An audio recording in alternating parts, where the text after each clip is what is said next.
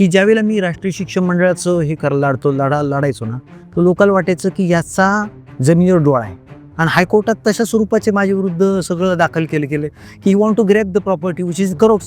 आता मी ज्यांच्या विरुद्ध भांडत होतो ते स्वातंत्र्य सैनिक, माजी आमदार, NN सत्ता, व्यक्ती मोठी, विचार चांगले, भारताच्या स्वातंत्र्यासाठी ते तुरुंगात देखील जाऊन आलेले, चक्की पिसरली आणि त्याग आहे प्रत्येक, त्यागाविषयी काही शंका नाही. पण हलक्या कानाचे आणि माझं वय कमी. समजा ते जरी स्ट्रॉंग कानाचे जरी धरलं तर माझं वय वगैरे कुठं असं काउंट होतं आणि 10 लोकांनी गोष्ट सांगितली ती माणसाला खरी वाटते. मग या सगळ्या टोळीने सांगितलं त्यांना ते खरं वाटलं. मी त्यांच्यावर संघर्ष करीत गेलो. सुदैवानं मला यश आलं.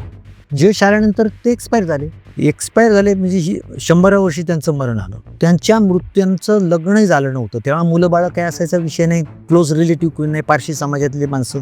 मी त्यांच्या मृत्यूनंतर ज्यांच्याशी मी संघर्ष केला त्यांचंच नाव कॉलेजला दिलं. आज जे नगरला फार्मसी कॉलेज आहे तर NN सत्ता कॉलेज ऑफ फार्मसी हे त्यांचं नाव. कारण मला माहीत होतं की माझं लढाई त्यांच्याबरोबर नव्हती, त्यांच्याबरोबरच्या चुकीच्या माणसावर होती. समजलं? ते मिसकन्सिव्ह झाले. आपण ते मानायचं नाही. त्यांनी ट्रस्टची निर्मिती त्यांनी केलेली आहे. जागा त्यांनी घेतली. त्यांनी जागा नसती घेतली तर मी तिथं काय करणार होतो. त्याच्यामुळे ते ग्रॅटिट्यूडच्या भावनेमध्ये मी राहिलो आणि त्यांचं नाव त्या ठिकाणी दिलं. आज बघा ते केल्यापासून आज नगर जिल्ह्यातलं सर्वोत्तम फार्मसीमधलं उत्तम कॉलेज म्हणून त्याला मान्यता मिळाली आहे. कारण भावना आपण शुद्ध ठेवली की प्रश्न देखील त्या पद्धतीनं ईश्वर तुम्हाला निसर्ग मदत करतो, असा माझा विश्वास आहे.